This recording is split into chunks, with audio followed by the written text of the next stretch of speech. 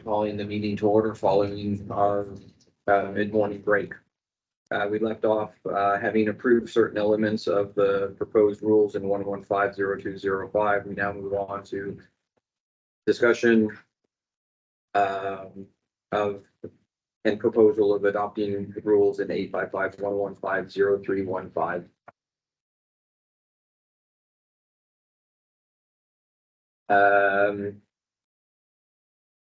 Staff Member Davis, is it helpful to speak specifically about certain paragraphs? Staff Member Davis, but you can facilitate however you see fit. I just thought it would be easier to actually talk about these topics when we were looking at the rules related to the topics. I mean, do you want me to give an overview, like a lay of the land? Yes, please. Paren 1 is about clinical pharmacy agreements, as is Paren 2, which gives the components of the protocol that's utilized within an agreement. So 1 and 2 going to go together. If you scroll down to, and again, the 3, so 1, 2, and 3 go together. They're all CPA. And then in 4, when you start the CDTM, and then 5 states the components of the protocol that's developed under the CDTM and 4. And then 6 talks about both types, CPA and CDTM, about how often they have to be updated and reviewed. 7 and 8 apply to both as well. So 1 through 3 CPA, 4 and 5 CDTM, 6, 7, and 8 apply to both.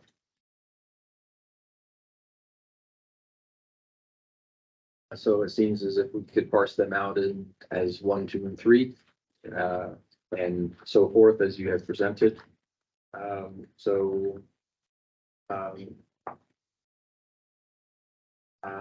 Board Member Doyle is first on the list. I will pass at this time. Board Member Chin, do you have any comments regarding para 1, 2, or 3? So my comments are based on that stakeholders, and I would just like to clarify. I see the language as correct and useful. And I read that physicians delegate to pharmacy X. That is inappropriate language, and physicians do not delegate their practice. These are agreements based on diagnoses that healthcare provider is made, and you enter into agreements of being the expert to manage that diagnosis.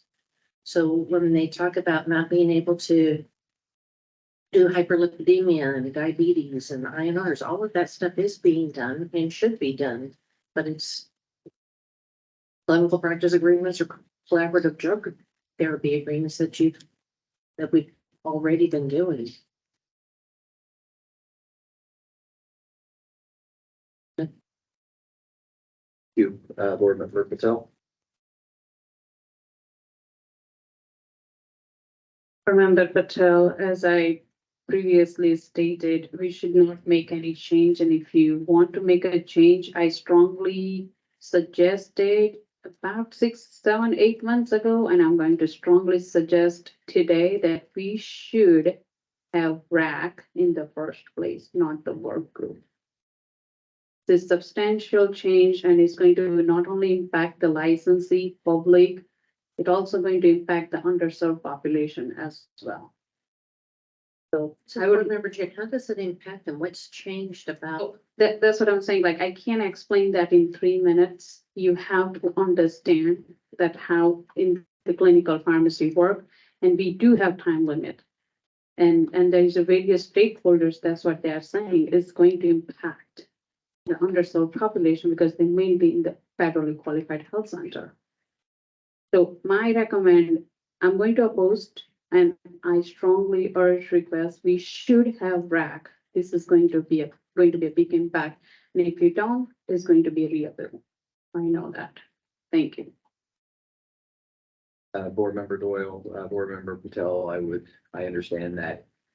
Not only in addition to 1, 2, 3, but you suggest, not approving 0315 in its entirety.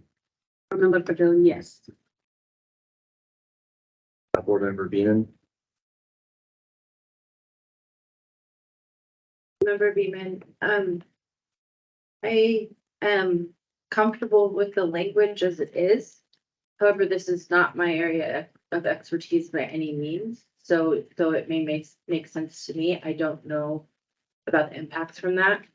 On the break, I tried to look back at the rulemaking hearing, but we don't have it anymore. I think it was 2022 that we received comments on this one. So without being able to see the specifics on this, like, and we didn't get more from this one, I'm hesitant to change something that is working. Because it feels like we're doing this for clarity, and my perception is that we're doing this for clarity, but I don't know how that would benefit patients in a safety perspective. Clarity for licensees is always valuable, but if we're going to limit access and potentially unknowingly have the impact of shutting down services for patients, it gives me a lot of uneasiness about the definitions and the rules. Comments we received from this rulemaking hearing for this that's in front of us didn't address any of these rules. So in my mind, I think the language is fine, but I know there have been a lot of comments and a lot of things, and it's just, are we taking something that's not truly broken and trying to, with the intent of fixing it, maybe impacting people in ways we don't know because of the unintended consequences. Member Beaman, I interpret that you're not in favor of endorsing 1, 2, or 3, or 0315 in its entirety. Guess I'm not in favor of it at this point. Member Hemmons, Board Member Hemmings, I will, I have no comment. Member Vipperman, Board Member Vipperman. Don't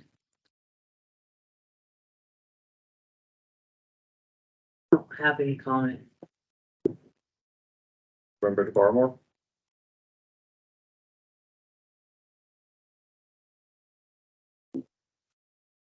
Board Member DeBarmore.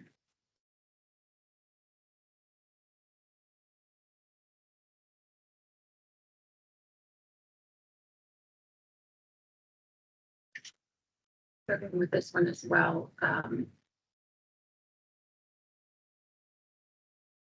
So be careful with your situation and the clarity. Our words. That created something I think many of us just aren't quite comprehending the unintended consequence of. And with as many rules as are moving forward at the same time, don't want this. I'm hearing as much as we did, as loud as we did. I don't want this to get lost in all the other things and have those unintended consequences. What I think I would need help understanding is what we don't move this one forward. What is the consequence of that? Staff Member Davis, if you decide not to move this one forward, and staff would make the recommendation that we will show you a new rule package later today that we will develop that uses the exact same language as what is currently in Rule and Division 19, for CDTM. We would not modify the definition. We would leave everything kind of as is. But we do need to move the rule into 115, because without that, we literally have no authority to do CDTM because it's all based on rule. It's not based on, it's that 1980 AG opinion. So we do need to move it over. So the board could decide we're not comfortable with this right now. We want to continue discussion. We want to direct the staff to do X, Y, and Z. We just would leave it open. We would not motion on it yet. We'll bring you a rule package that shows copy and paste of the current language. And then you can motion for that. To go to January. To go to the January rulemaking hearing Not to be adopted in time for March 1st. Okay, so board member DeBarmer again, thank you. That is super helpful. Because this is not business critical, there is not a patient safety element of it. Things are operating fine. This was an effort to make things more clear. My suggestion would be to pause on this one. Hearing we have an avenue so it doesn't have a negative consequence in moving the other rules forward. And so we can truly take the time to really understand what happens, what is happening, and how we can hopefully we get back to maybe we're trying to put too many words in practice into pharmacy practice, and I think that's the theme I'm hearing, and how I in my heart have felt a little bit, is we're putting too many words around pharmacy practice, where we need words around drugs, lots of words around drugs, drug storage and such, but pharmacy practice, other professions don't have so many words around the practice. So I'll leave it there. Member Joyce? Board Member Joyce, so they had subject matter experts meet with board staff to come up with the language here before us. And most of them, with the exception of one, it seems, were good with this. The comment that we got was not supportive of the current language, and she was on the rack. They're looking at it, reading it, and my experience in healthcare and pharmacy, I understand the intent of this. To me, it seems clear. However, if we're moving forward with this and it affects reimbursement and things like that, I'm not okay with that.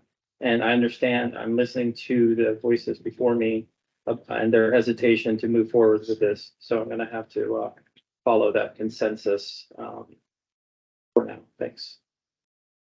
Member Hall? Member Hall. Someone I've heard, I mean, at first glance, it seemed okay to me, but I missed the comments from 2022 that I heard other board members bring up, so I hadn't had a chance to see that. So I'm kind of on the side of pausing.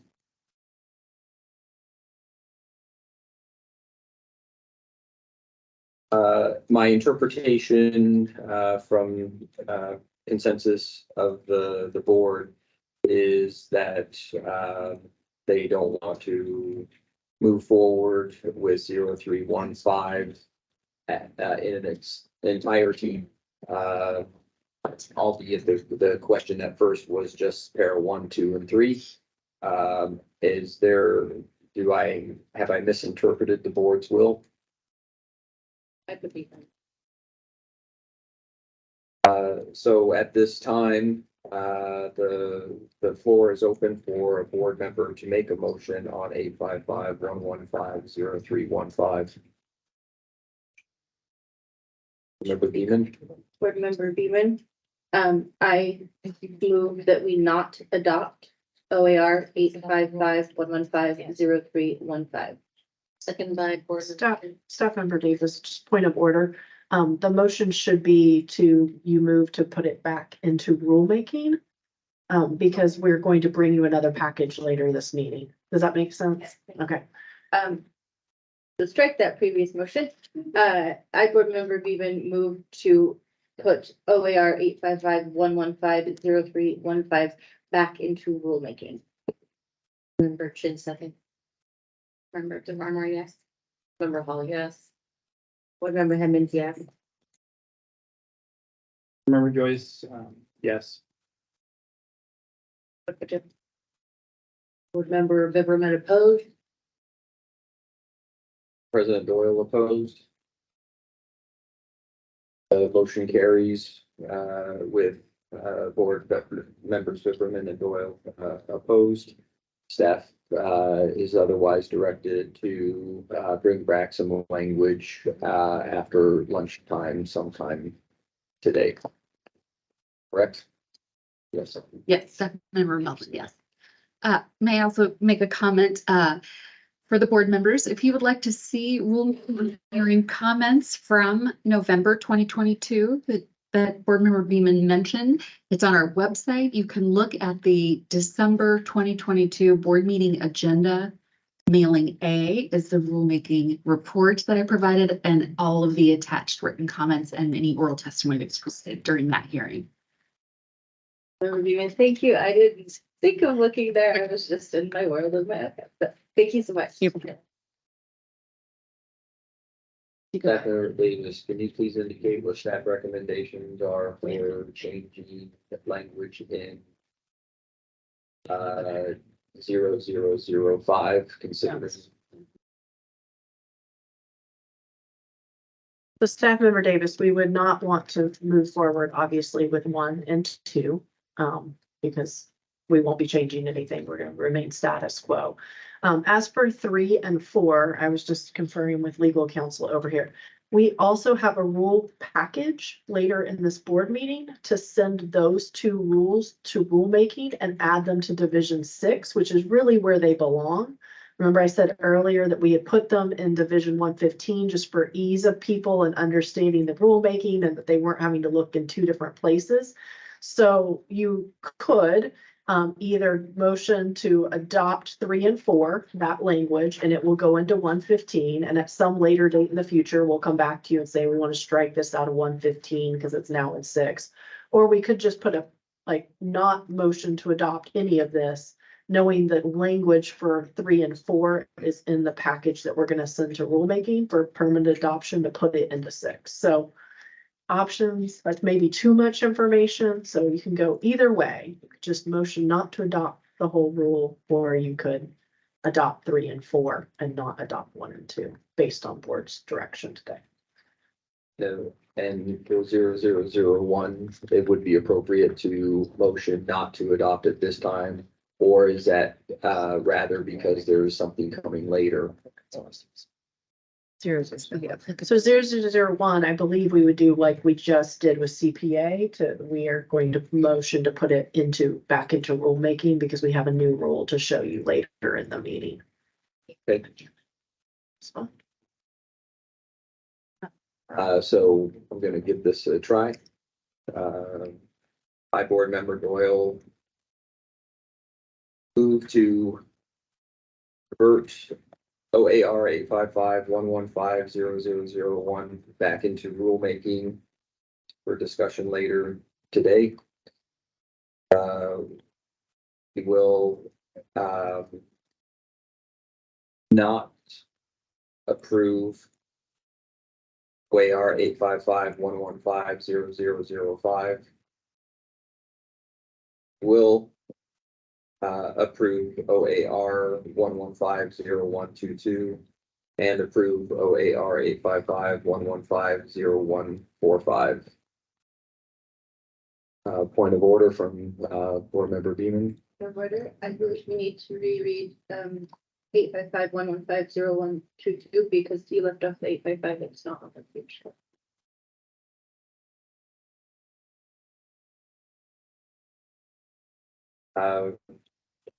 Motioning, I, board member Doyle, move to not adopt proposed rules OAR 85, start over. I, board member Doyle, move to convert OAR 855-115-0001 back into rulemaking. Move to not adopt OAR 855-115-0005. 0005. Move to adopt OAR 855-115-0122 and move to adopt proposed rule OAR 855-115-0145. Seconded by Board Member Chin. Member Beaman, yes. Member Farmore, yes. Member Hall, yes. Member Hemmons, yes. Board Member Joyce, yes. Board Member Patel, yes. Board Member Bipperman opposed.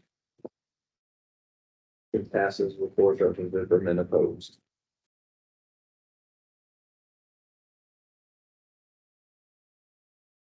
No. Pause for a moment to ask a direction from board staff if we shall move on to Delta 6. Wait, just a moment, please.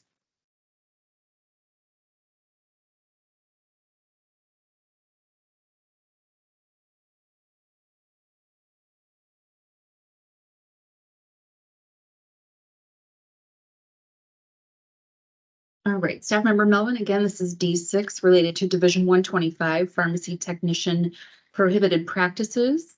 This proposed rule adds prohibited practices for certified Oregon pharmacy technicians and pharmacy technicians. Effective, again, 3/1/2024. Back to you, Board Member Doyle, for discussion. Member Doyle, thank you for the presentation.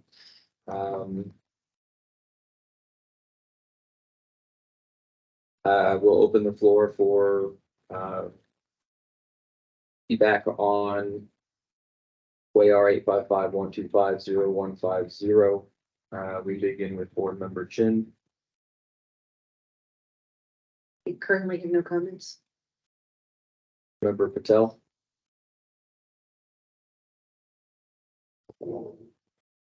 Please come back to me.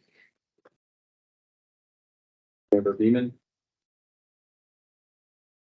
Member Beaman, I'm overall comfortable with the language. I know we had some comments regarding item M on line 38. Both in direction. I am currently comfortable with how it is and believe that if a pharmacist did not want to do this or a business did not want to adopt this into their business model, it could be omitted and nothing would be wrong with that. But it allows others who are comfortable with this and have that trust with their technicians to potentially help with work. Member Hemmons. Board Member Hemmons, I am curious to hear what Board Member Bickerman has to say. And after she has spoken, you can come back to me. Member Zimmerman. Board Member Bickerman,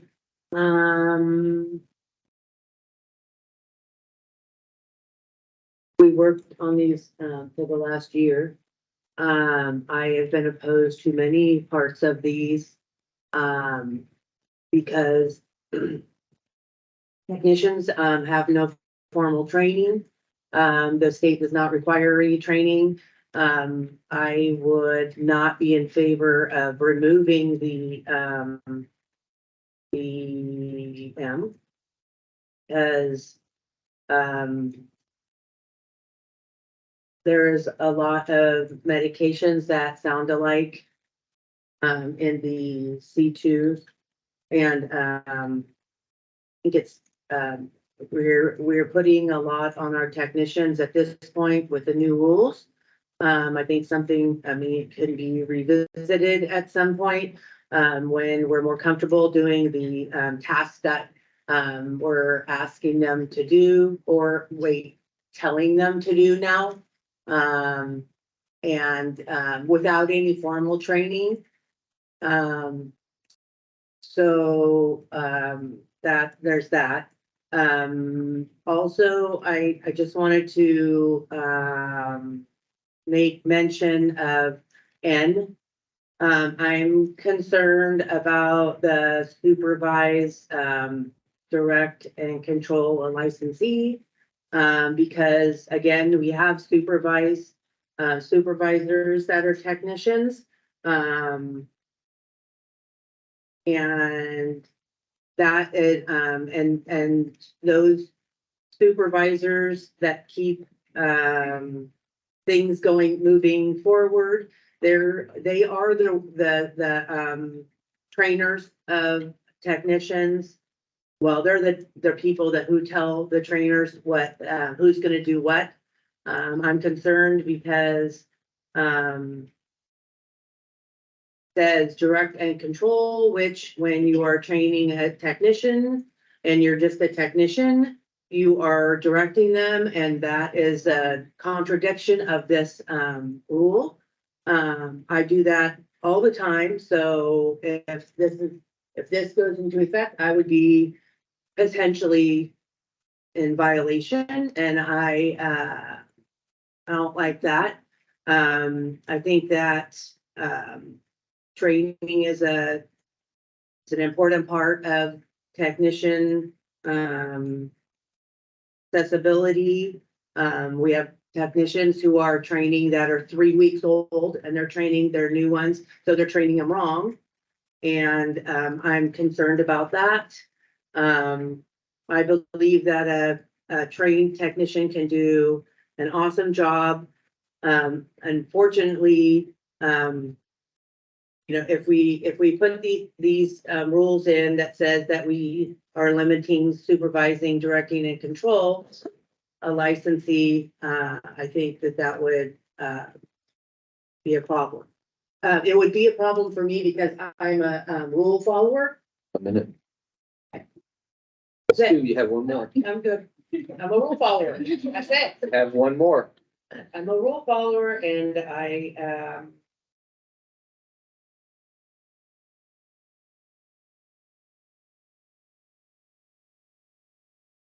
Board Member DeBarmore.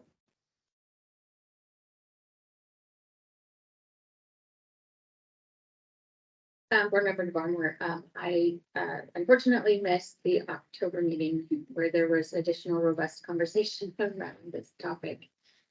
So I submitted my comments for the record, written format, that were included with the rulemaking hearing.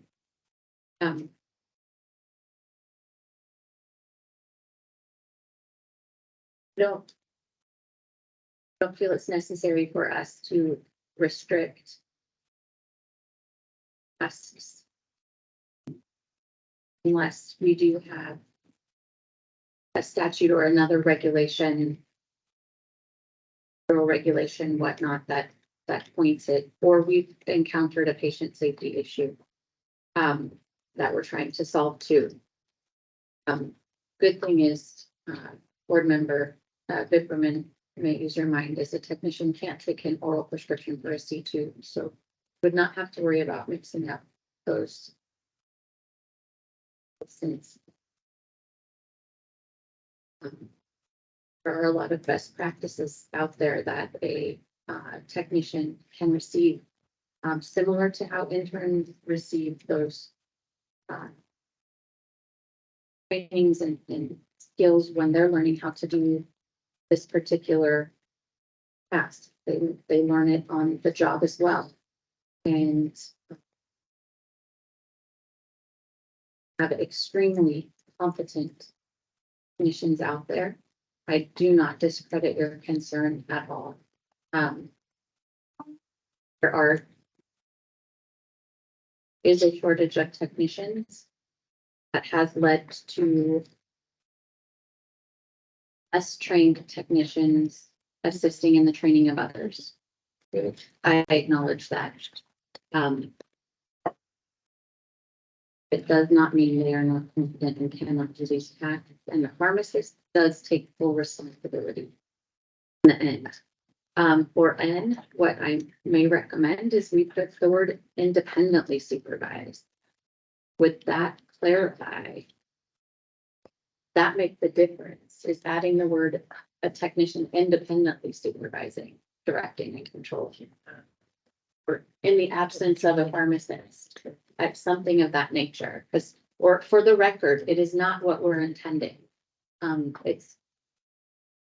We're intending is they're not acting in place of a pharmacist. Is the intent. Member Joyce? Board Member Joyce, so there were some comments, and I agree with this, in regards to medication therapy management. Technicians in 17 states, I believe, can do MTM, the non-clinical portion of MTM, and in fact, PTCB offers advanced certification in specifically MTM. They would be gathering data and information very much like med history technicians do. They're gathering data and information and not making any clinical decisions. So I can fine tune the language that was suggested there that pharmacy technicians may not make any clinical decisions in regards to MTM, something to that effect. Because there's certainly technicians that can help with that, or assist with that process and improve patient safety if you allow technicians to be able to gather the information for MTM. I strongly feel that maybe we can tweak the language here so the technicians can assist. In regards to K, it is clear that drug or device and vaccine, right? I mean, we've made that clear that they can give vaccines and no one will be confused by that line that they're prohibited to administer a drug or device. Vaccines, there is a House bill, as we know, that allows for pharmacy techs to do that. But if they were able to, if they looked at that and said, oh, pharmacy techs can't do drug or device, that excludes vaccines. But anyways, line M, I believe the DEA, is that right? The DEA does not allow for technicians to receive a prescription for controlled substance orally. That's correct, right? The DEA, okay. Yeah, I mean, that's fine. I'm okay with that. And then as far as Board Member DeBarmer's comment, as far as independent supervision, I thought the same thing too. They should not independently be allowed to supervise. They should be supervising under the direction and control of a pharmacist. So I do believe line 40, we can tweak the language on that. And everything else is for patient safety, and I agree with it. But I do strongly feel MTM needs to be tweaked, and that would be line 26. E, little para G. It says conduct MTM, and MTM, there are some clinical components to it. But a pharmacy technician, much like a med history technician, can gather the information that helps in the process of doing MTM. Member Hall? Remember Hall. I was also, I was confused by K. I was like thinking to myself, well, vaccine, but maybe I missed something there. Could be confusing. And then N, I think this is using, and lots of tech supervisors are doing a lot of work, and this is gonna restrict work, in my opinion. It goes with O as well. I mean, there's experienced technicians that are supervisors that are training and working under a pharmacist, but they are delegating tasks under the pharmacist. Like that. Board Member Doyle had significant, discussion on, and as in Nancy on line 40 about the supervisor is directing in the practice of pharmacy. So that does not, prevent a technician from training other technicians on how to do the job. It's under the supervision, control and direction of a pharmacist. They are not ultimately, for example, checking the work of a final prepared product. That would be the pharmacist's responsibility. Therefore, based on previous conversation, I don't have any concerns about and as in Nancy. Otherwise, I'm supportive of the other aspects of the rule. Board Member Hemmings, you asked to come back to you. Board Member Hemmings, I remember the conversations regarding 40. And I think it's, the wording, is probably, I don't know how to wording makes it problematic. I don't have anything else to say. Thank you. I'm asking staff and board council if putting the word independently on line 40, independently supervised, etc. Is that a substantive or non-substantive change? That would be a substantive change and would need to go back through rulemaking, but you could motion to send it back through January rulemaking. Whoever being Remember, Beekman, if we do that, does it put us in limbo with not having prohibited practices until the next time? No, because the board could motion to adopt whatever rule you sent through rulemaking in January at the February meeting. Where we would have a problem is at the February meeting, if you did not want to adopt the language that went through rulemaking, that was where we would be in a tough spot. Because of the March 1st effect. Yes. Member Doyle, staff member Davis. My understanding is that we could potentially move any subpart of this to back to rulemaking, but otherwise adopt the rest of the package, the rule. It's an effective date. It's an effective date of the SOS. So in normal world, that would be fine, staff member Davis. In OARD's world, once we file this, it will be stuck in purgatory, like in limbo, and we won't be able to touch it again until after March 1st. So we couldn't put it back into rulemaking right now because you can't put something in rulemaking that's pending an effective date. Member Doyle, so we either have to take the whole rule and put the whole rule back into rulemaking, or we can approve it in its entirety, or we can approve it with not approving some certain sections, but then that freezes it for a period of time, and we wouldn't be able to take action on those subparts in February. Correct. April would be your first chance. So I think that, explanation, member Beckerman,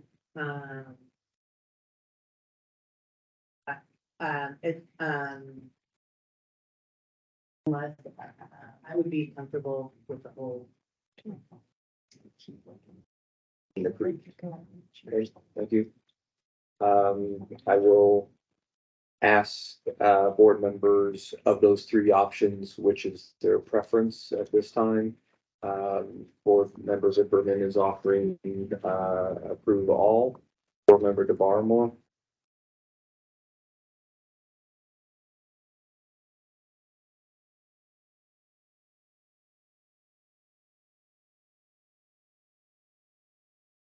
Member DeBarmore, I would approve of all of it.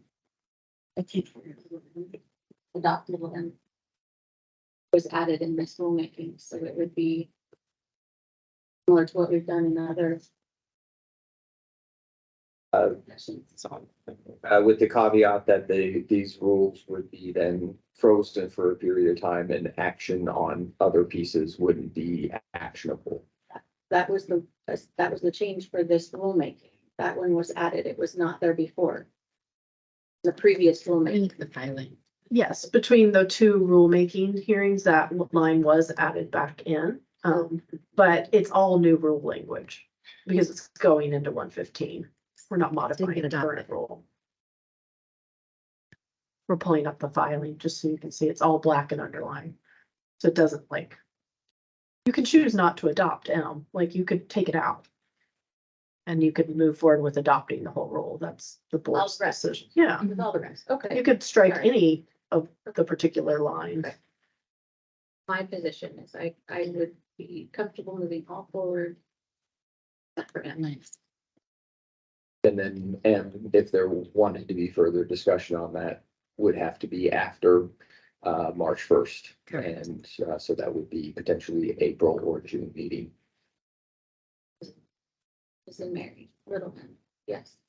And as in Mike, that being receive or transfer a prescription for a controlled substance orally. Board Member Joyce, Board Member Joyce, I would like to scratch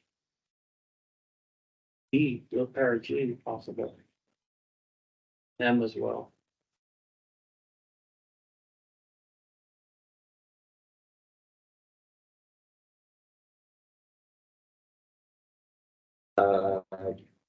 Board Member Hall,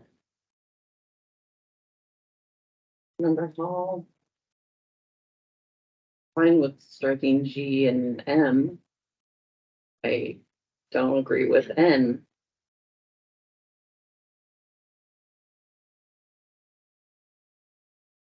you're requesting that to be not approved either.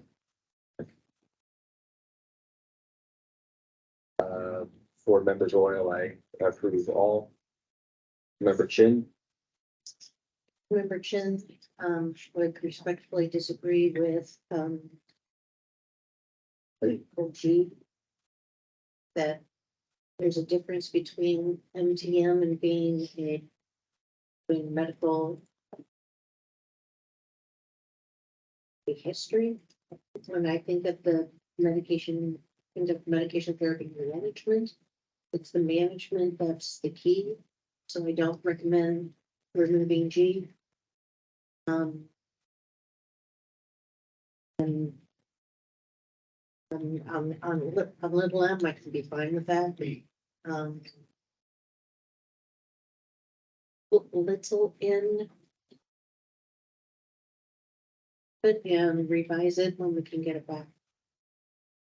Member Patel, Member Patel, I just make a quick comment. I didn't get a chance to make a comment last time. So yes, I would definitely strike down the M because even your DEA is telling like, yes, technician can take a new or transfer prescription for the controlled substance. I would also strike down the N as a Nancy. It's just because there are so many technicians that are already on the supervisory role in the all healthcare system. So it's like, they are like, no, if we have this rule in prohibited pharmaceutical technician practice, like they're already violating that rule.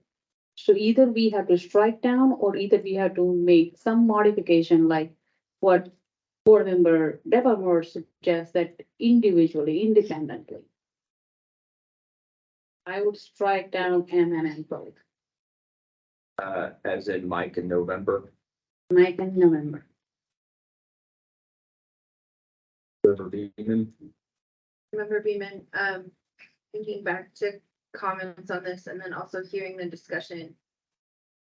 Seems that G, K, M, N, and O are all questionable through different lenses. That's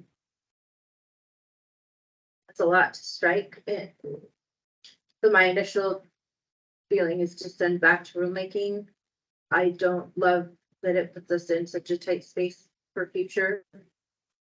So for this, I would be in line with striking M and N.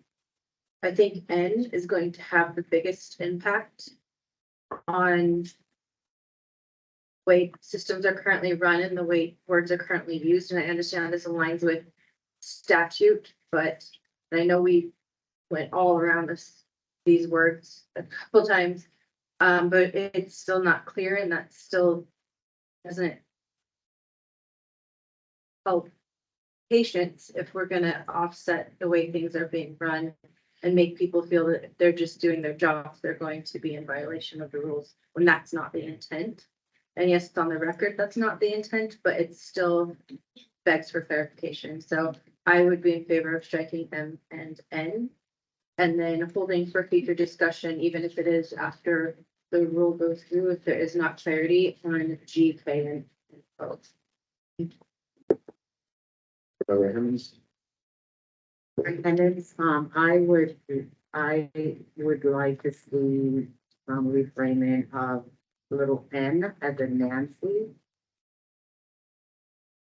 I think it's a little bit confused, misleading. That's it.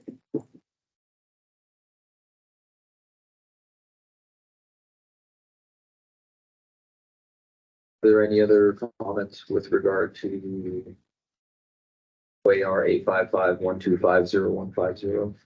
Remember Hemmings on K, little k, I could see where someone might think that this includes vaccine.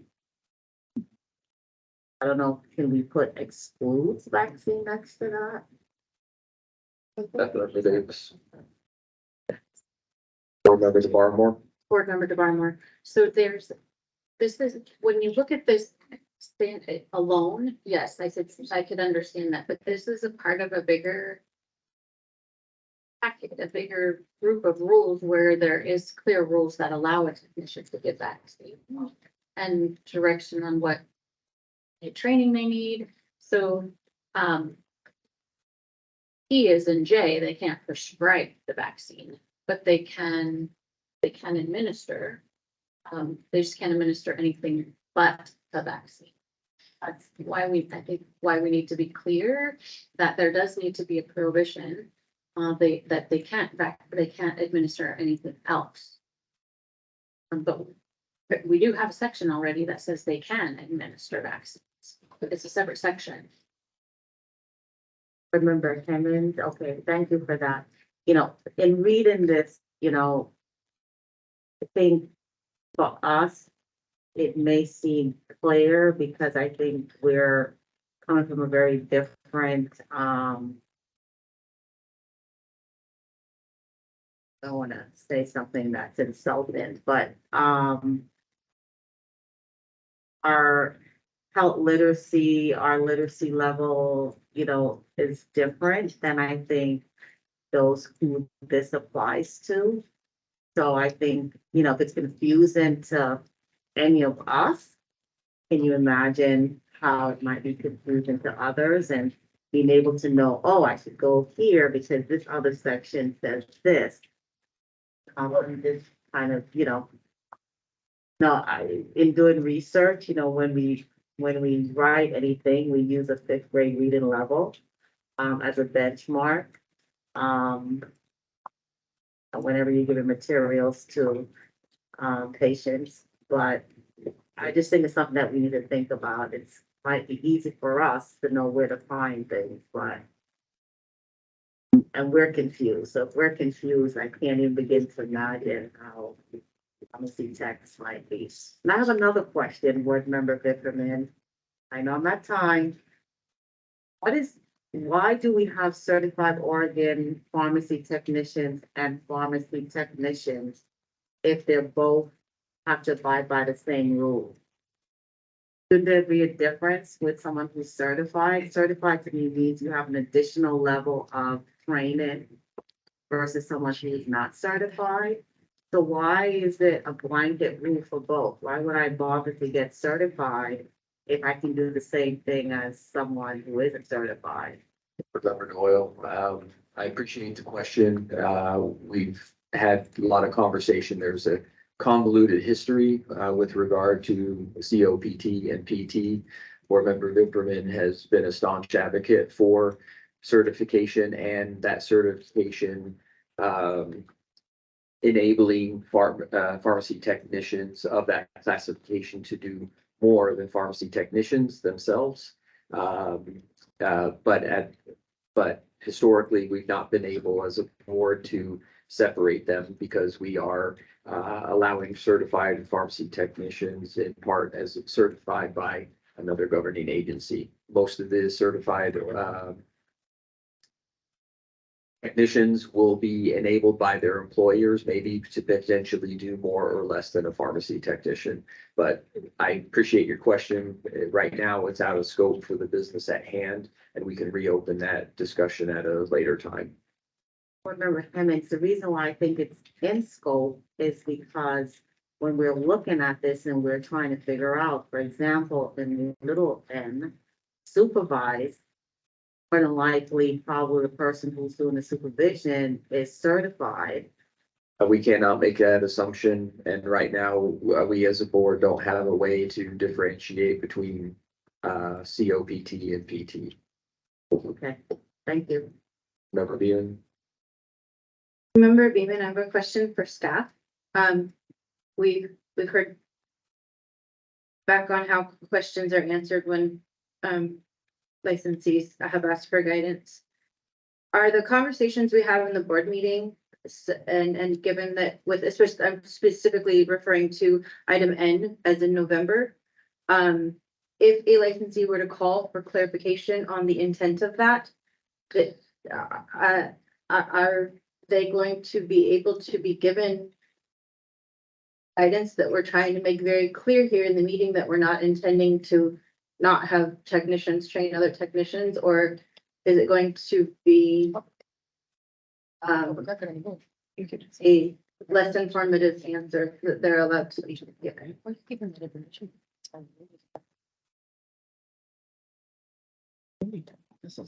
This is not me. Staff member Efremov. Yes, sorry, it was just clarifying different points here with staff member Davis.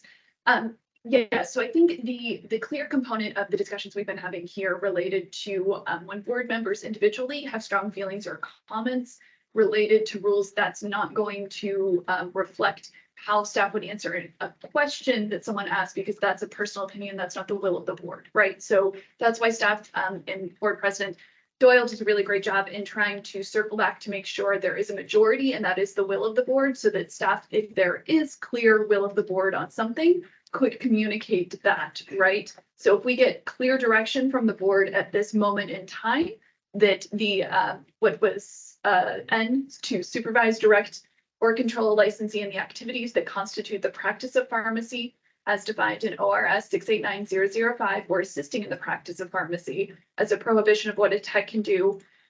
What we can do within that, if you give us clarity and understanding that this is what the law is directing related to the practice. So the key points that I feel, again, please correct me if I'm wrong, the takeaways I heard are that if there is a pharmacist who is supervising, directing, and controlling the licensee, then there could be a technician who also does other functions related to that, but it's not in lieu of the pharmacist who is supervising, directing, and controlling, right? So they can't be independently conducting that practice. And secondarily, the conversations from the previous meeting that haven't been had here, from my recollection, is that also a tech could supervise another tech in non-practice duties, right? So they could be a tech manager and do other personnel or other business issues, and not to be confused with the practice of pharmacy. So to me, those would be the two clear components that if there's consensus from the board, that staff could take direction to be able to provide answers in that regard.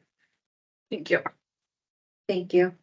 Is there, as a follow-up to that, is there a risk or chance that licensees would just be told to go listen to our meeting? Staff member Efremov, in this specific question for this specific letter N, I guess what I'm trying to hear is if there is consensus from the board that that is how you would like staff to respond, and that is consensus led by, I guess I would send it back to board president Doyle and executive director Fox, that if that is comfortable for how staff should handle very clearly this exact example, we can ensure that that is done. But I would just need direction from the supervising bodies that that is the way that we would handle the situation. Thank you. The question at hand is, should board staff direct technicians or other licensees, with how to with that explanation with regard to, line 40, subpara N as in November. Board member DeBarmore. Should staff, educate, licensees as described by, staff member Efremov. Member DeBarmore, I confident that the staff can assist in educating licensees as they call in and summarize what the board has intended by consensus. Yes. Member Joyce, Yes, board member Joyce, yes. member Hall, Oh, yes. member Doyle, I agree. Board member Chin, Agrees. member Patel, Remember, Patel. I just.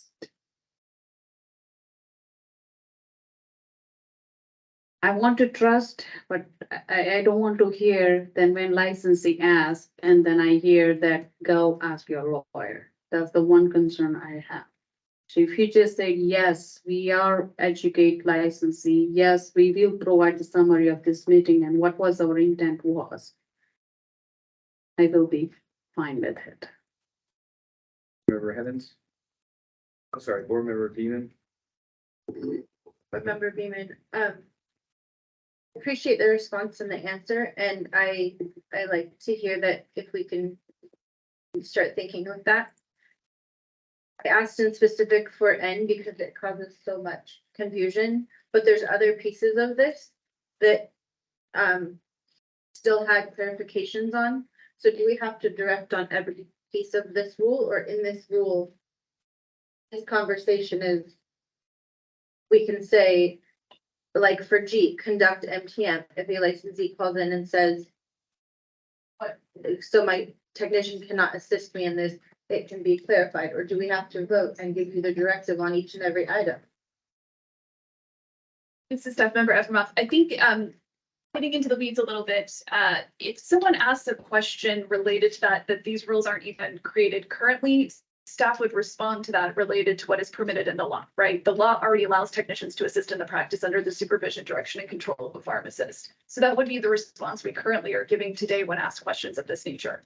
So I think expanding more and thinking more about these conversations, maybe staff could, it depends on how the board wants to proceed to with these, in talking a bit more with leadership and how executive director might want to talk about other communications opportunities we have when we have clear directions from the board on what intent might be, if there is, intent might not be the best word to use, but clarifying components where the language feels very clear to a set of people at this meeting, but there's the concern about the average population maybe not having the same vernacular or experiences to be able to communicate it in that way. Is there other opportunities for us to have that outreach and communication specifically as these three big rule packages of pharmacists, interns, and technicians are built? I don't know if Executive Director Fox wants to speak to anything. Sorry to put you on the spot there. I think that a staff member, Efremov, really hit the nail on the head. Staff is going to take the will of the board, as stated. But we have had an engaging conversation about customer service and how to be able to assist licensees and patients in the community. And so we'll continue that same conversation and look to you, whatever the will of the board is in the direction of how we do that, as well as making sure that we're engaging in the lens of our equity lens and our customer service lens from the governance guidance that's provided as we look to provide assistance to licensees across the state. Staff member Davis. Senator Davis, I just want to point out the lead in. I think that might have gotten lost in the conversation with the lines. So if you remember way back, we first started talking about this rule, it was written as a certified ordinary pharmacy technician must not engage in the practice of pharmacy as defined in ORS 689, period. And then we had the idea of let's move over a list. So we took some of the items and the board reviewed it of things that are in ORS 689 in the practice of pharmacy definition. This does not prohibit an COPT or PT from assisting the pharmacist in these activities. Nowhere in here is it prohibiting. So like when we talk about conducting MTM, if a technician is assisting the pharmacist in conducting the MTM, which might be getting the medication history, the technician just cannot practice pharmacy. And this is what is in the definition of the practice of pharmacy. So just kind of as you're thinking through these things, it's the kind of same thing with the supervision. It's a little confusing if you don't read it in the lens of, we're not saying the technician can't assist the pharmacist in the supervision of other people, but the pharmacist has to be there because only a pharmacist can practice pharmacy, and the role of the technician is to assist. So I just wanted to remind you of the lead-in because I think that had gotten lost in the conversation. Circling back around, it's a question at hand to ensure that everybody has, to provide their word, board member Higgins, with respect to, staff member Effermoss explanation of how, it would approach, reporting to licensees information about N as in Nancy. Do you agree with her comments and, your will of the board is such?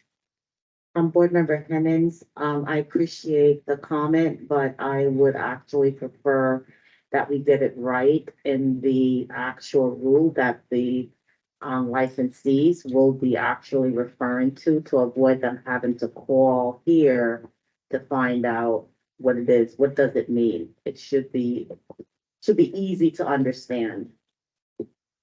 Member Vipperman?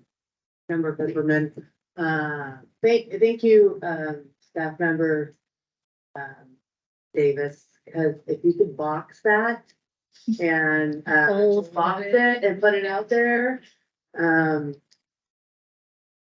think board member, Henning is exactly right on, not everybody who reads these has the education or the knowledge of where to look to find these.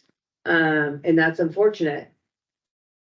Because these came down to this from a very large, where it said, this is what you can do and this is what you can't do. And the board decided that that was too much. And then we got to this. So, with that being said, I am confident in the staff that, if we are good giving direction, I love that they will give direction. I would love to have, we used to have on the website, we used to have, the board, what the board thinks. There was a word for it though. FAQ. Yeah. And if we could have that and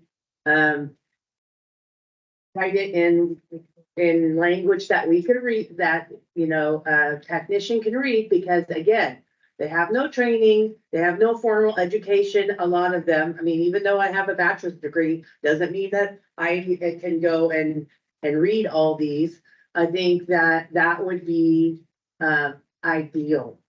I'm okay with leaving it in there, if that's the case. I think it needs to be in there because I don't think that we want technicians to supervise out of their scope. So I'm comfortable leaving it in there, and I think that the staff can delegate, or they can tell them how that is. I love that. All done. Board Member Doyle, so staff has direction from the consensus of the board to provide feedback as described for line N, as in November. I'm going to call the question now, and I will read a series of motions. I, Board Member Doyle, move to adopt proposed rule OAR 855-125-0150 in its entirety to be effective 3/1/24. Vice President seconds. Board Member Beeman, no.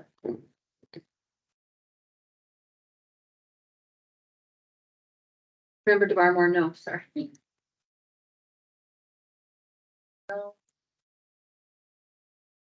Board Member Hemmons opposed because I believe that it should be written the language in which the audience is intended for. Board Member Joyce opposes. Board Member Patel. Board Member Patel opposed. Board Member Bickerman agrees with the language. Motion fails with board members Beaman, DeBarmore, Hall, Hennings, Joyce, and Patel in opposition. I, board member Doyle, move to adopt proposed rule 855-125-0150 without inclusion of era M as in Mary, that is receive or transfer a prescription for a controlled substance orally on line 38.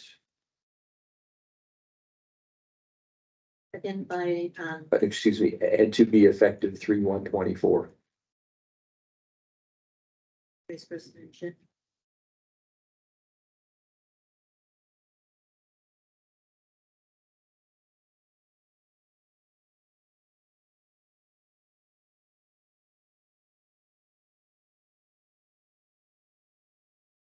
Member Beeman, no. Member DeBarmore, yes. Member Hall, no. Hemmons, no. Board Member Joyce, no. Board Member Patel, no. Member Bickerman, no. Motion fails with board members Beeman, Hall, Hemmons, Joyce, Patel, and Pepperman in opposition. I, board member Doyle, move to adopt proposed rule OAR 855-125-0150 without the inclusion of era M as in Mike, receive or transfer a prescription for a controlled substance orally, and not include para N, supervise, direct, or control a licensee in activities that constitute the practice of pharmacy as defined in ORS 689.005 or assisting in the practice of pharmacy. Board Vice President Shin, yes. Member Beeman, yes. Member DeBarmore, yes. Member Hall, yes. Board Member Hemmons, no. Board Member Joyce, no. Board Member Patel, yes. Board Member Bickerman, no. Motion passes with board member Hemmons, Joyce, and Bipperman in opposition.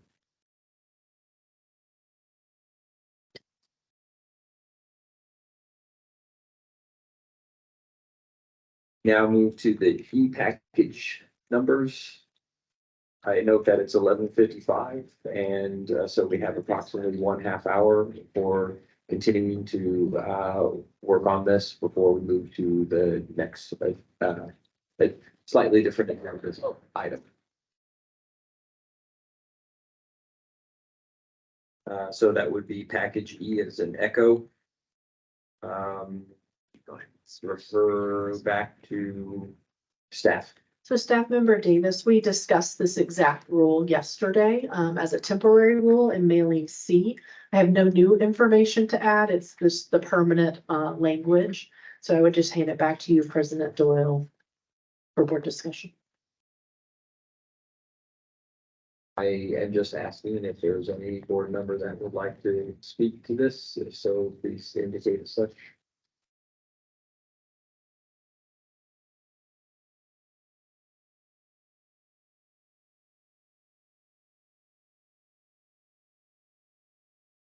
Not seeing any indication, I, the board member Doyle, move to send proposed rules OAR 855-0416-410 and OAR 855-0416-270 to the January 24th, 2024 rulemaking hearing.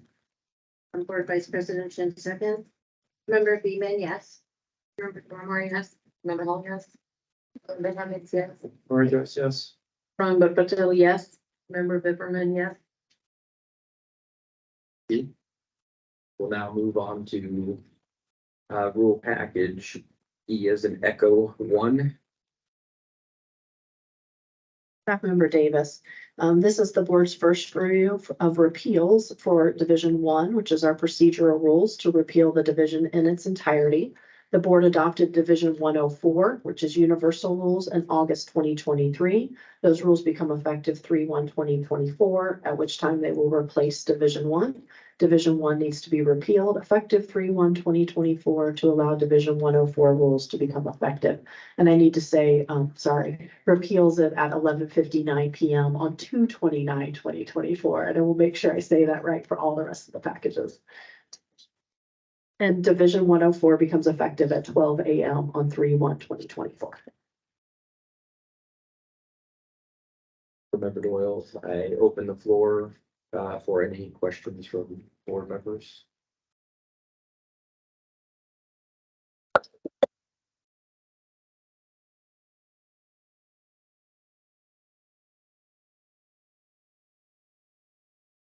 Hearing and seeing none, I, board member Doyle, move to send proposed rules OAR 855-001-0000, OAR 855-001-0005, OAR 855-001-0012, OAR 855-001-0016, OAR 855-001-0017, OAR 855-001-0035, and OAR 855-001-0040 to the January 24th, 2024 rulemaking hearing. Board Member Chin, second. Member Beaman, yes. Member DeBarmore, yes. Member Hall, yes. Member Hemmings, yes. Lori Joyce, yes. Board Member Patel, yes. Member Viverman, yes. Thank you, unanimously passing. Now we'll move on to package E as in Echo 2, Board Administration and Policies in Division 10. Staff Member Davis. Staff Member Davis, this package would repeal Division 10, which is Board Administration and Policy Rules in its entirety. The board adopted Division 102, Board Administration Rules in August 2023, which become effective 3/1/2024 at 12 AM and replace Division 10. The repeal of Division 10 is to take effect at 11:59 PM on 2/29/2024, when Division 102 becomes effective at 12:01 AM on 3/1/2024. The board is open, the floor is open for any questions from the board members.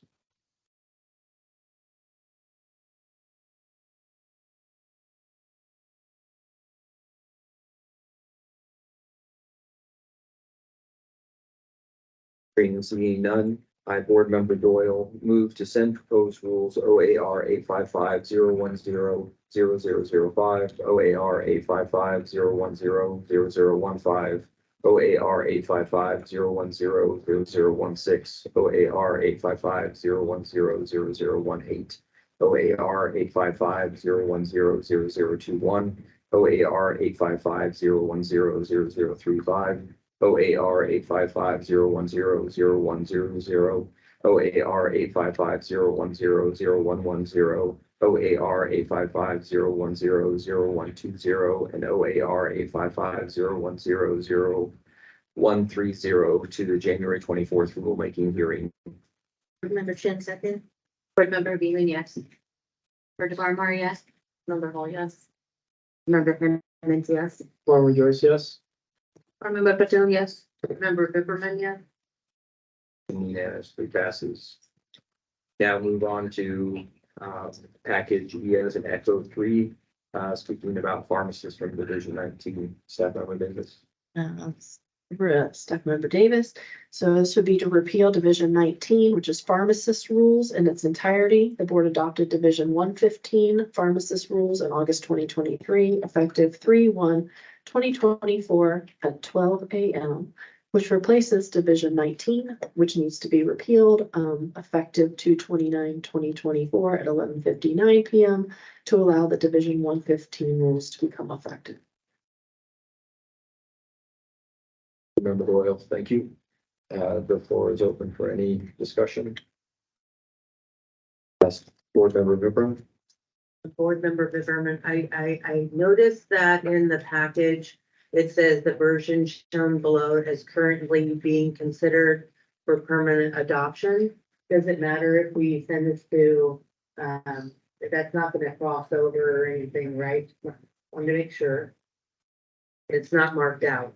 She's talking about some, a rule in the deed. It's by, 855-019-0209. Oh. It's just in mine.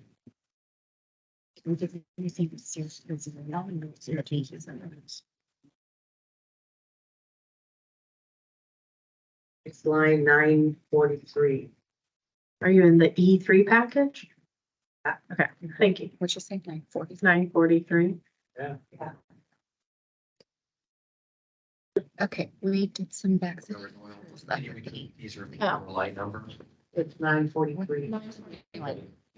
Call out, thank you, Board Member Member. So earlier today, you adopted the new rules for technician vaccination in, or pharmacists to go down to 6 months and then supervising a technician when doing vaccination. So the language we had put in this filing was based on what you were going to be approving earlier today. So that's what was done. We just wanted to make sure that you were aware that, like, we weren't showing you the language that's currently on the books right now. We're showing you the language that will be on the books when this repeal becomes effective.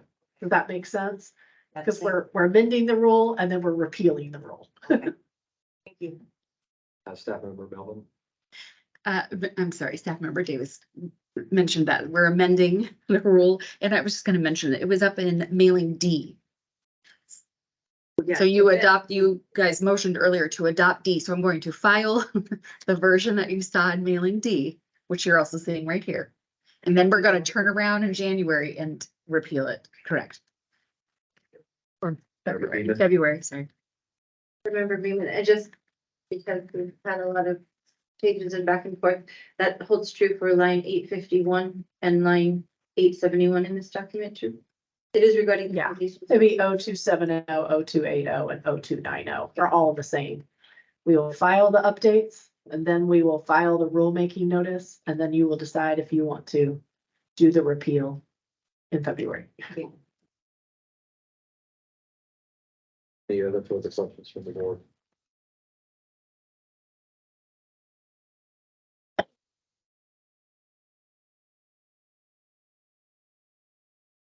Hearing and seeing none, I will motion. I, Board Member Doyle, move to send proposed rules OAR 855-019-0100, OAR 855-019-0110, OAR 855-019-0120, OAR 855-019-0122, OAR 855-019-0123, OAR 855-019-0124, OAR 855-019-0125, OAR 855-019-0130, OAR 855-019-0140, OAR 855-019-0150, OAR 855-019-0160, OAR 855-019-0170, OAR 855-019-0171,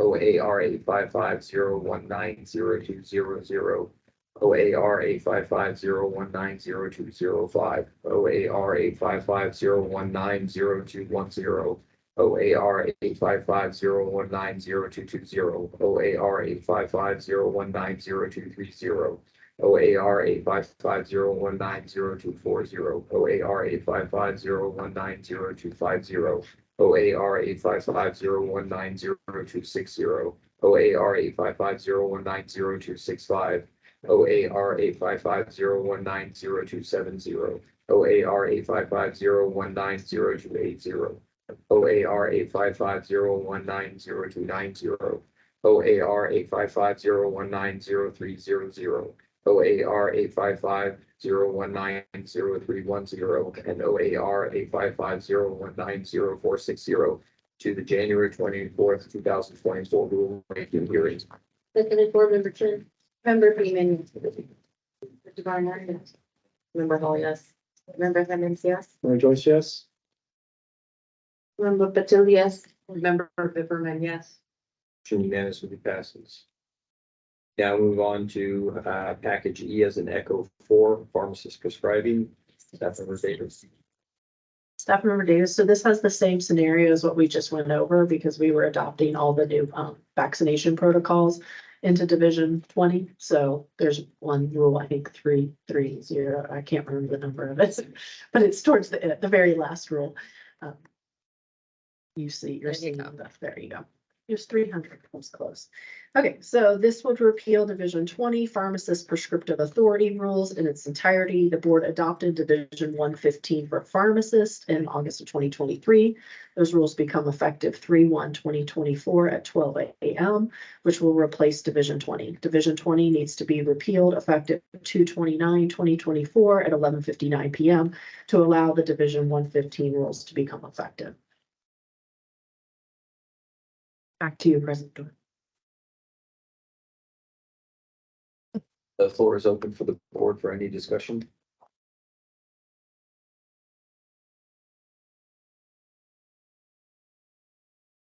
Member Doyle, what will happen for that 1 minute in between? For all. Full comment.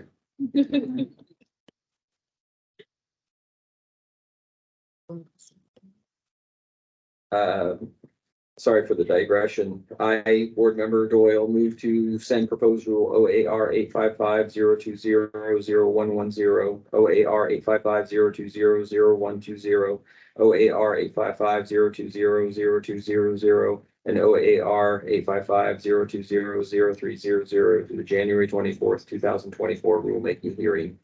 Member Chin, second. Member Freeman, yes. Member DeBarnmore, yes. Member Hall, yes. Member Hemmings, yes. Member Joyce, yes? Member Patil, yes. Member Bipperman, yes. And unanimously passes. Move next to package E as an Echo 5, COPT and PT, a repeal of that to staff member Davis. Staff member Davis, this repeals Division 25 certified organ pharmacy technician and pharmacy technicians rules in its entirety. The board adopted Division 125 for certified organ pharmacy technician and pharmacy technician rules in August of 2023, effective 3/1/2024 at 12 a.m., which it will replace Division 25. Division 25 needs to be repealed effective 2/29/2024 at 11:59 p.m. to allow Division 125 rules to become effective. Back to you, President Doyle. Board member Doyle, the floor is open for any discussion. Board member Vipperman. Board Member Bipperman, I just wanted to let Board Member Hemmings know that these were the original rules for definition.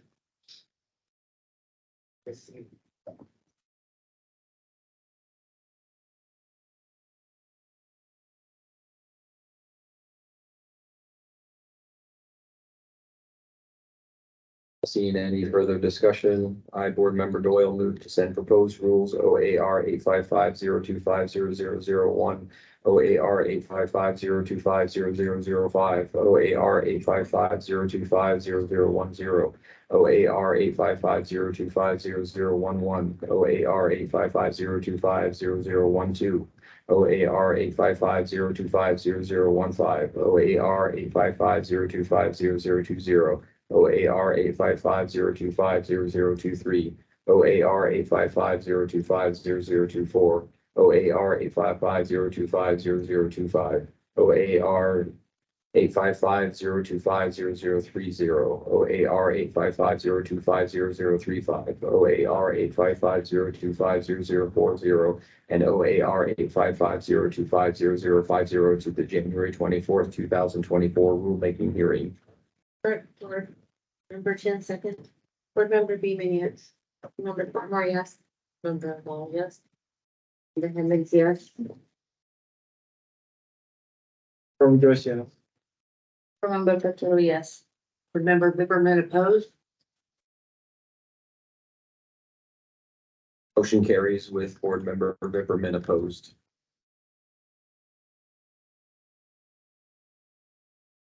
Now move into package E as an Echo 6, a repeal of the interns division. Member Davis, this repeals Division 31 intern rules in its entirety. The board adopted Division 120 for interns and preceptors in August of 2023, effective 3/1/2024 at 12 a.m. This will replace Division 31. Division 31 needs to be repealed effective 2/29/2024 at 11:59 p.m. to allow the Division 120 rules to become effective. Back to you, President Doyle. Board member Doyle, floor is open for any questions or comments.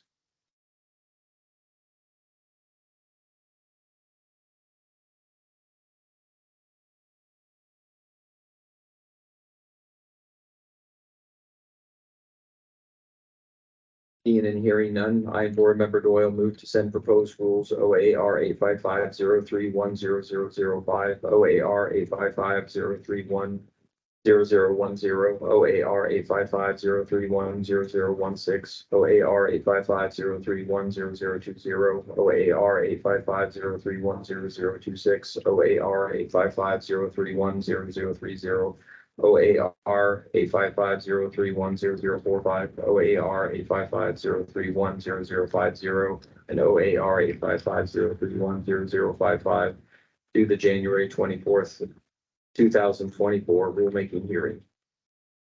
Chin second. Member Bean, yes. Board Member DeBarmore, yes. Member Hall, yes. Member Hemmons, yes. For Joyce, yes. Member Petrol, yes. Board Member Bipperman, yes.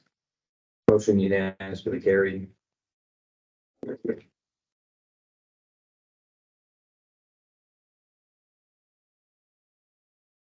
We now move on to package E as an Echo 7, pharmacies, consulting drug lists. I refer back to staff member Davis. Staff member Davis, I have a little more to say on this one. Rules relating to consulting drugless pharmacies are no longer necessary as new rules in OAR 855-104 for universal rules and OAR 855-115 for pharmacists that become effective on 3/1/2024 at 12 a.m. Regulate pharmacists when lawfully practicing pharmacy outside of a drug outlet and clarify when a drug outlet license is required. So we're proposing today to repeal Division 41 rules that are related to consulting drugless pharmacies and amending OAR 855-041-3000 by striking paren 4 related to consulting drugless pharmacies, and then amending 855-110-0007 paren 7 little a big A by striking consulting drugless outlet pharmacy. That's our fees rules. The board currently has 23 consulting drugless outlets. Registration renewal occurs from 1/1 to 3/31/2024. So licensing staff will be sending the current registrants the notice of the proposed repeal rather than the renewal notice, and we'll be working closely with them to make sure that no one renews when they potentially do not need to. Of course, we always have to wait for the board's final decision in February, but we will be trying to prevent any renewals pending the board's decision. So if we'll scroll down just so you can see the changes, 855-041-3000, it's striking paren 4. The first two rules are about other types of pharmacy outlets, central fill and remote processing. Paren 4 is the only one that applies to consulting drug lists. And then in 855-041-3300 and 3340, those are all strikes. It's just getting rid of all the rules related to these outlets. And then in 855-110-0007, like I said, striking paren 7, little a, big A from the list. Back to you, President Doyle, for board discussion. Member Doyle, thank you for the introduction. The floor is open for any questions or concerns from members. Member Vipperman. Board Member Bipperman, thank you so much for answering my question before I asked it. I thought maybe there was a mistake and it wasn't crossed out, but it was meant to be, and I wondered about that. So thanks for answering that.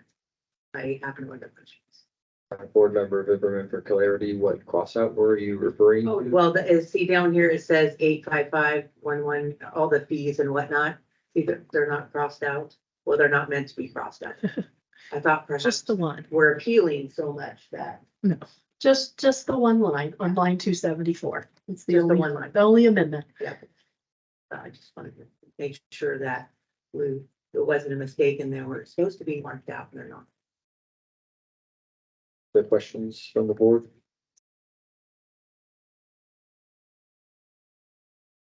Seeing none, I, board member Doyle, move to send proposed rules OAR 855-041-3000, OAR 855-041-3300, OAR 855-041-3305, OAR 855-041-3310, OAR 855-041-3315, OAR 855-041-3320, OAR 855-041-3325, OAR 855-041-041-3330, OAR 855-041-3335, OAR 855-041-3340, and OAR 855-110-0007 to the January 24th, 2024 rulemaking hearing. Member Chin second. Member Beaman, yes. Member DeBarnett, yes. Member Hall, yes. Member Hemmings, yes. Board member Joyce, yes. Member Patel, yes. Member Vivian, yes. The unanimous carries. What time do we have to? 12:30. Or wait, he want to be 25. Well, 25. Staff member Davis, do you want a recommendation for what to do next? Okay, I believe we should skip E9 for right now. I think that's probably a bigger discussion than we have time for. We have about 7 minutes. E8. Echo. Sorry, E8, I mean, skip E8 and go on to E9. I believe that won't take much time. The board is now entertaining conversation regarding package E as an Echo 9, preceptor renewal and reinstatement. Staff member Davis. Staff member Davis, for those on the phone, this is E9. This is the board's first review of proposed rule language related to preceptor license renewal or reinstatement. The proposed rule adds preceptor license renewal or reinstatement requirements. The newly adopted Division 120 for interns and preceptors contains components related to applying for a preceptor license, qualifications, lapsing a license, voluntary surrendering a license, responsibilities, confidentiality, et cetera, but it does not currently contain licensure requirements for renewing or reinstating a preceptor license. All licensees and registrants must be aware of the process and requirements for renewing or reinstating a preceptor license. Similar rules were adopted effective 3/1/2024, considering the renewal or reinstatement of other licensees types. So we did this for all the other packages, pharmacists, interns, techs. We just missed this rule for this specific group of people. So the rule is also needed as OAR 855-120 about licensure lapses for preceptors and OAR 855-120-1045 concerning licensure voluntary surrenders for preceptors refer to this rule that doesn't currently exist. So that it tells them to look at this rule for instructions on renewing or reinstating a license. So today the board will consider sending the proposed rules to January 2024 rulemaking hearing and potentially adopt in February to be effective with the new licensing rules on 3/1/2024 at 12 a.m. Back to you, President Doyle, for any board discussion.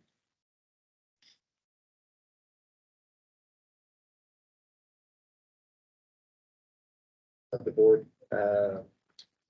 The table is open for the board's discussion. Are there any questions or comments with regard to 855-120-1035?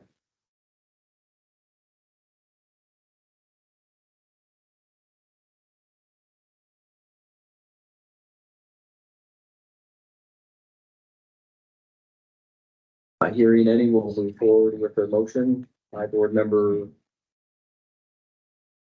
Doyle, move to send proposed rules OAR 855-120-1035 to the January 24th, 2024 rulemaking hearing. Member Chin, second. Member Beaman, yes. Member Barnhart, yes. Arnold, yes. Member Hammond, yes. Farmer Joyce, yes. Board Member Patel, yes. Member Bipperman, yes. Motion unanimously carries. Thank you.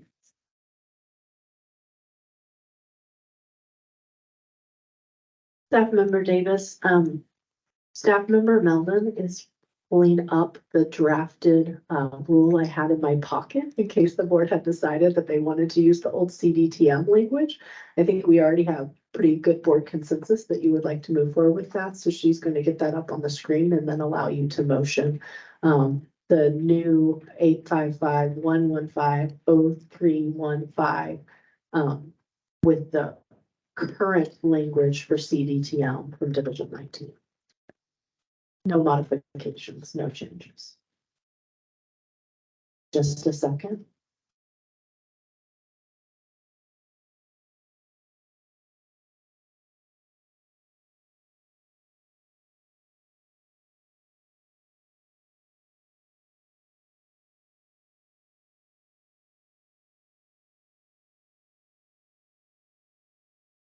So as you can see, the need for rules, it just relocates existing CDTM rules from Division 19 to Division 115.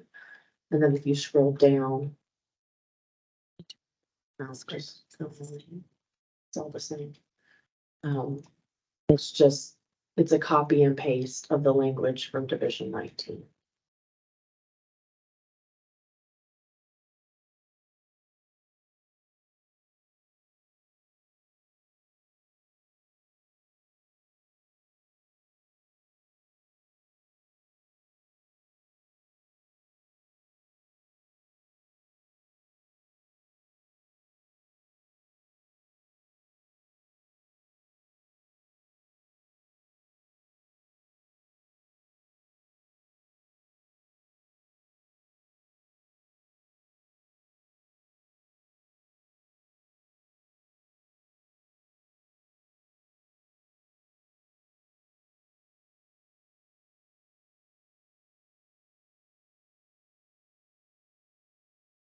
This is not a mailing, just FYI, this was created based on board direction and previous discussion earlier today.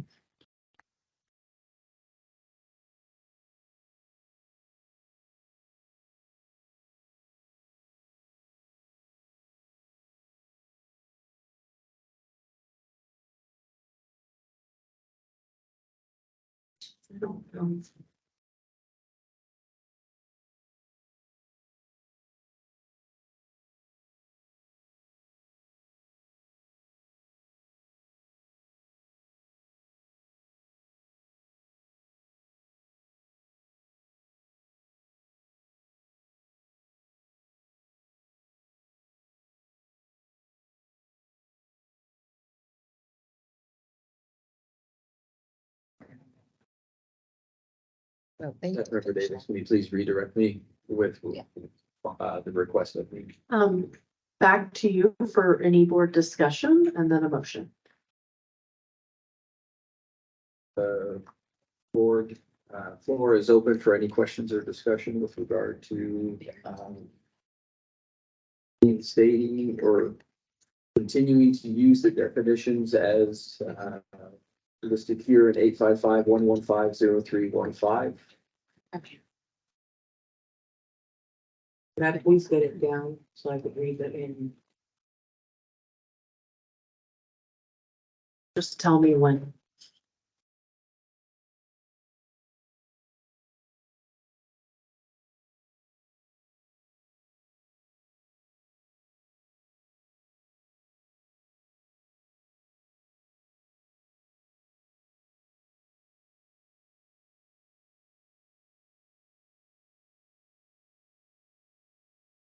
Anybody else is ready?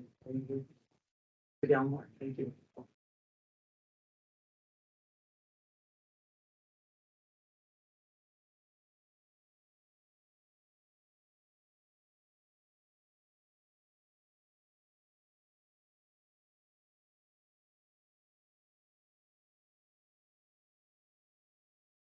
This is just a CD Not this, the other CPT. Correct. That's what we don't. What was missing?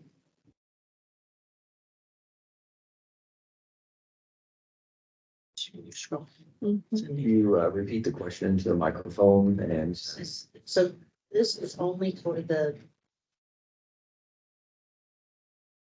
Yes, see, and it doesn't include the other shorter one, the CPT, is that what it was? CPA. CPA.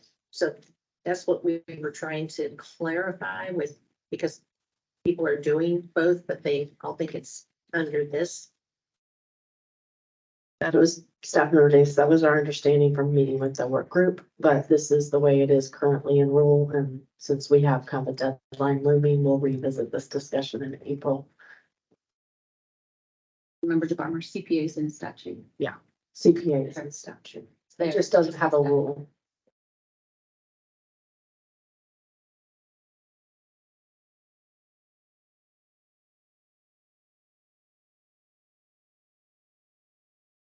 other questions or comments?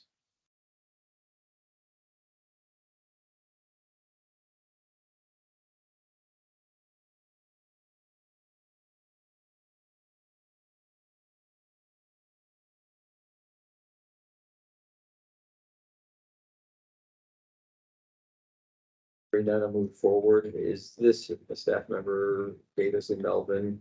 Is it correct that a motion that would say I, board member Doyle, move to adopt proposed rules? No. Send rulemaking. Rulemaking.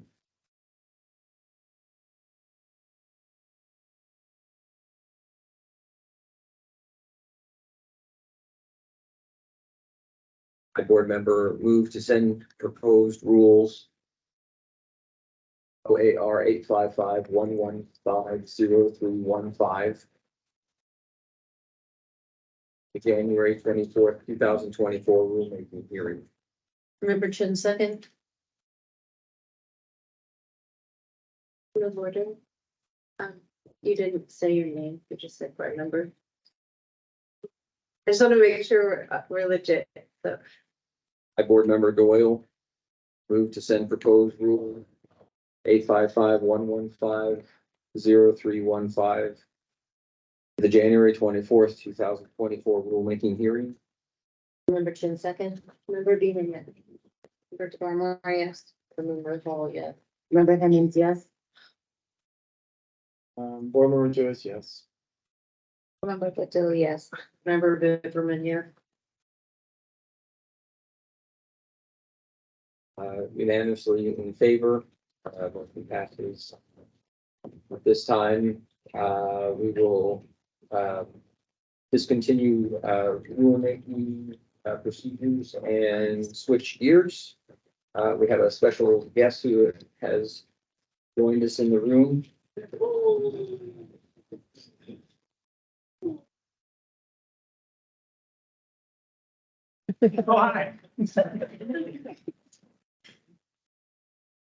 So would you like to stand or come to the table here? Look very dapper in your all black blazer and sweater. Yeah, this full retirement wear. Yeah. So Joe, thank you for joining us upon invitation here to the board so we can recognize you for your years of service to the profession of pharmacy and the board of pharmacy. The board would like to recognize former executive director Joe Schnabel, who completed his service to the agency on November 27th, 2023. Joe started at the beginning with the board in February 2019, just in time to help present the agency's budget request to the Legislative Ways and Means Education Committee, which seems like a lifetime ago. His 30+ years in health systems pharmacy and his 8 years as a board member were invaluable during his tenure, which included steering the board through COVID-19, ensuring Oregonians maintain access to pharmacy services during the pandemic's unprecedented challenges, modernizing operations, a new website, eGov online services, and a reinvigorating strategic plan were implemented, streamlining processes and enhancing accessibility. Championing public health, expanding pharmacist prescribing such as PrEP, PEP, travel meds. Also promoting safe practice conditions and increased access to naloxone and medication disposal. Embracing innovation, facilitated the adoption of remote dispensing, prescription lockers, and telework, modernizing pharmacy practice and work models. And also advocating for equity.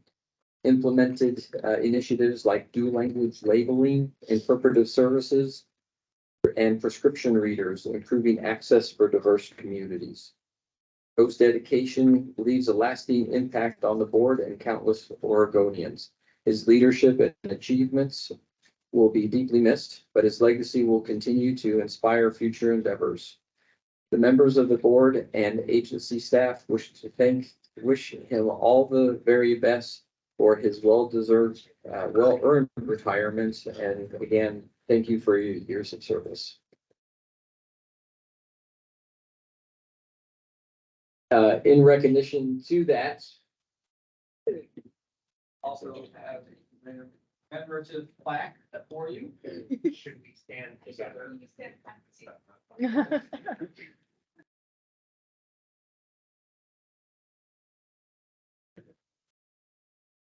So it reads Joseph Novel, RMD, RPH, Executive Director, 2019-2023. For pharmacy appreciation for years of dedication to service.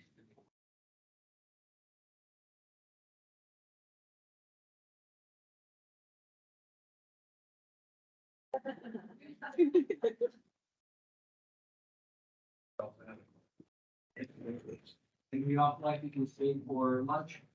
We have that on board. So we could reminisce over old times, if you will. Congratulations.